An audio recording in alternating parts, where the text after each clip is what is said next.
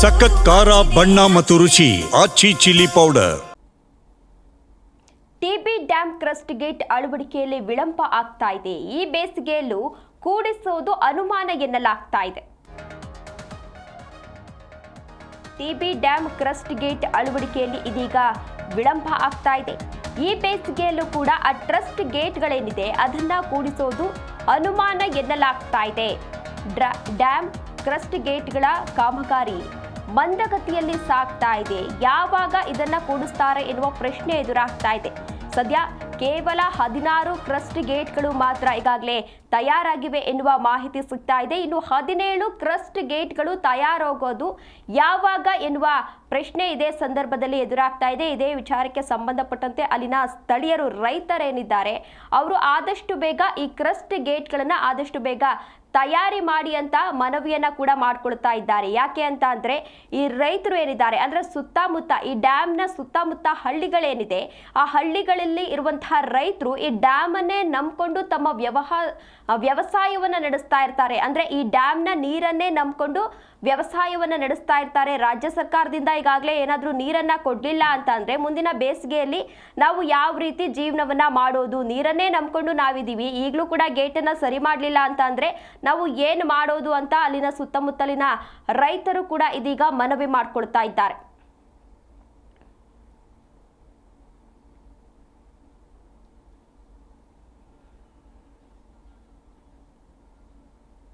ಹೊಸಪೇಟೆಯಲ್ಲಿ ಇದು 3ನೇ ಬಾರಿ ನಾನು ಬರ್ತಾ ಇರೋದು. ಡ್ಯಾಮ್ ಹತ್ರನೂ ಕೂಡ ಫಸ್ಟು ಗೇಟ್ ಒಡೆದೋದಾಗೂ ಕೂಡ ಬಂದಿದ್ದೆ. ಅದಾದಮೇಲೂ ಕೂಡ 2 ತಿಂಗಳು ಹಿಂದೆ 3 ತಿಂಗಳಿಂದ ನಾನು ಬಂದಿದ್ದೆ.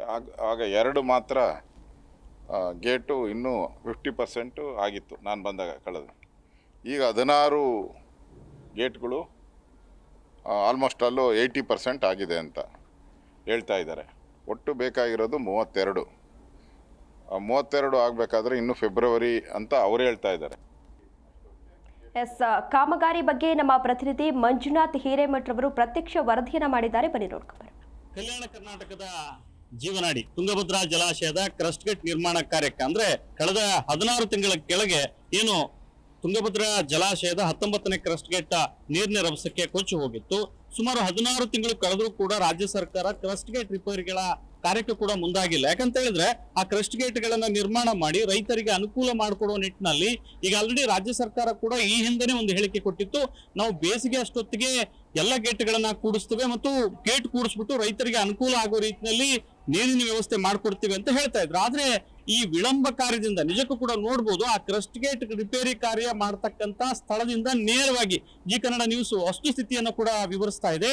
ಈಗ ಆಲ್ರೆಡಿ 30 ಗೇಟ್ ಅಲ್ಲಿ 16 ಗೇಟ್ಗಳು ಕೂಡ ಸಿದ್ಧವಾಗಿದ್ದಾವೆ. ಆ 16 ಗೇಟ್ಗಳು ಸಿದ್ಧವಾಗಿರ್ತಕ್ಕಂಥದ್ದು ಅಂದ್ರೆ ನೋಡ್ಬೋದು ಲೈವ್ ಆಗಿ ಆ 16 ಗೇಟ್ಗಳನ್ನ ರಿಪೇರಿ ಮಾಡತಕ್ಕಂತ ಕೆಲಸ ಕೂಡ ಬರದಿಂದ ಸಾಕ್ತಾ ಇದೆ.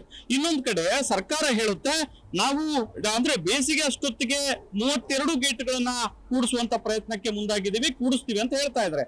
ಆದ್ರೆ ವಾಸ್ತವ ಬೇರೆ ಇದೆ. ನಿಜಕ್ಕೂ ಕೂಡ ಈ ವರ್ಷ ಕೂಡ ರೈತರಿಗೆ 2ನೇ ಬೆಳೆಗೆ ನೀರು ಸಿಗಲ್ಲ ಅನ್ನೋದು ಕೂಡ ಬಹಳ ಸ್ಪಷ್ಟವಾಗಿ ಗೊತ್ತಾಗ್ತಾ ಇದೆ. ಅಂದ್ರೆ ಇಲ್ಲಿರ್ತಕ್ಕಂಥ ತಂತ್ರಜ್ಞರು ಕೂಡ ಹೇಳ್ತಾ ಇದ್ದಾರೆ ನಾವು 32 ಗೇಟ್ಗಳನ್ನ ಬೇಸಿಗೆ ಅಷ್ಟೊತ್ತಿಗೆ ಕೂಡಿಸ್ಬಿಡ್ತೀವಿ ಅಂತ ಹೇಳಿ. ಆದ್ರೆ ವಾಸ್ತವ ನಿಜಕ್ಕೂ ಕೂಡ ವಿಭಿನ್ನವಾಗಿದೆ. ಈ ವರ್ಷ ಕೂಡ ಅಂದ್ರೆ ಬೇಸಿಗೆ ಅಷ್ಟೊತ್ತಿಗೆ ಕೂಡಿಸ್ತಕ್ಕಂಥ ಪ್ರಯತ್ನ ಕೂಡ ವಿಫಲ ಆಗ್ತಕ್ಕಂಥ ನಿಟ್ಟಿನಲ್ಲೂ ಕೂಡ ಈಗ ವಾಸ್ತವದ ಕೂಡ ಕಣ್ಣಿಗೆ ಕಾಣ್ತಾ ಇದೆ. ಅಂದ್ರೆ ರಾಜ್ಯ ಸರ್ಕಾರ ಎಲ್ಲೋ ಒಂದು ಕಡೆ ಈ ಗದ್ದಿಗೆ ಗುದ್ದಾಟದಲ್ಲಿ ಬಿಜಿಯಾಗಿದೆ. ಒಂದ್ ಕಡೆ ನೀರಾವರಿ ಸಚಿವರು ಡಿ ಕೆ ಶಿವಕುಮಾರ್ ಅವರು ಕೂಡ ಒಂದು ಹೇಳಿಕೆಯನ್ನ ಕೊಟ್ಟಿದ್ರು. ಅಂದ್ರೆ ಈಗ ಆಲ್ರೆಡಿ ಅವರು ಒಂದು ಹೇಳಿಕೆಯನ್ನು ಕೊಟ್ಟಿದ್ರು, ರೈತರಿಗೆ ನಾವು 2ನೇ ಬೆಳೆಗೆ ನೀರನ್ನು ಕೊಡಲ್ಲ ಅಂತ ಕೂಡ ಹೇಳ್ತಾ ಇದ್ರು. ಇನ್ನೊಂದ್ ಕಡೆ ನೋಡೋದಾದ್ರೆ ಈಗ ಆಲ್ರೆಡಿ ತಂತ್ರಜ್ಞರು ಕೂಡ ಬಹಳ ಸ್ಪಷ್ಟವಾಗಿ ಹೇಳಿದ್ದಾರೆ, ನಾವು ಬೇಸಿಗೆ ಅಷ್ಟೊತ್ತಿಗೆ ಎಲ್ಲಾ ಗೇಟ್ಗಳನ್ನ ಕೂಡಿಸ್ತಕ್ಕಂತ ಎಲ್ಲಾ ಪ್ರಯತ್ನಗಳನ್ನು ಕೂಡ ಮಾಡ್ತಾ ಇವೆ ಅಂತ ಹೇಳ್ತಾ ಇದ್ದಾರೆ. ಆದ್ರೆ ನಿಜಕ್ಕೂ ಕೂಡ ರಾಜ್ಯ ಸರ್ಕಾರದ ವೈಫಲ್ಯ ಎದ್ದು ಕಾಣ್ತಾ ಇದೆ. ಮುಂದಿನ ಬೇಸಿಗೆ ಅಷ್ಟೊತ್ತಿಗೂ ಕೂಡ 2ನೇ ಬೆಳೆಗೆ ನೀರು ಸಿಗಲ್ಲ ಅನ್ನುವಂಥದ್ದು ಕೂಡ ಇಲ್ಲಿರ್ತಕ್ಕಂಥ ಏನು ಕಾರ್ಯ ಕೂಡ ನಡೀತಾ ಇದೆ. ಅಂದ್ರೆ ಕ್ರಸ್ಟ್ ಗೇಟ್ಗಳ ರಿಪೇರಿ ಕಾರ್ಯ ನೋಡಿದ್ರೆ ವಿಳಂಬ ಕಾರ್ಯದಿಂದ ಗೊತ್ತಾಗ್ತಾ ಇದೆ ಮುಂದಿನ ವರ್ಷ ಕೂಡ ರೈತರಿಗೆ 2ನೇ ಬೆಳೆಗೆ ನೀರು ಸಿಗಲ್ಲ ಅನ್ನುವಂಥದ್ದು ಕೂಡ ವಾಸ್ತವ ಚಿತ್ರಣ ಕೂಡ ಕಣ್ಣು ಮುಂದೆ ಕಾಣ್ತಾ ಇದೆ.